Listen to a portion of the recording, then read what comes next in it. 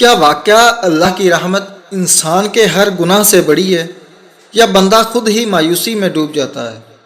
اور جب انسان غلطی کر لے تو کیا اس کے لیے واپسی کا دروازہ ہمیشہ کے لیے بند ہو جاتا ہے؟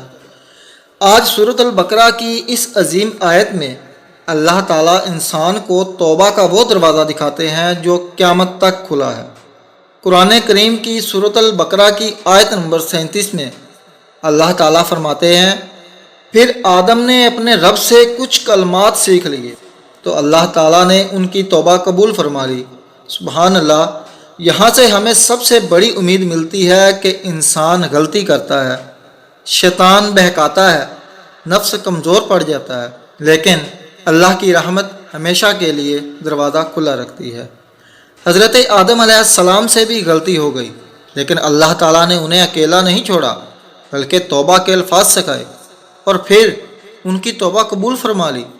یہ ہے ہمارے رب کی رحمت جو گناہ کے بعد بھی بندے کو نہیں چھوڑتی۔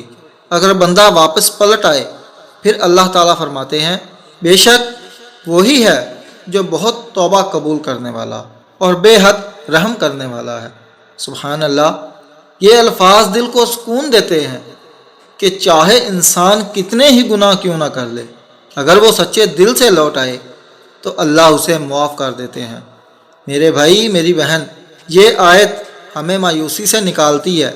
شیطان ہمیشہ یہ وسوسہ ڈالتا ہے، اب تم بہت دور جا چکے ہو، اب تمہاری توبہ قبول نہیں ہوگی، لیکن اللہ تعالیٰ فرما رہے ہیں، میں التواب الرحیم ہوں، یعنی بار بار معاف کرنے والا اور بے حد رحم کرنے والا۔ لہٰذا کبھی بھی اللہ کی رحمت سے نا امید نہ ہو، بس سچے دل سے رجوع کریں۔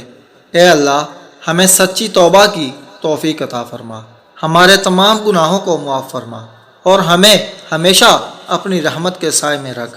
آمین یا رب العالمین۔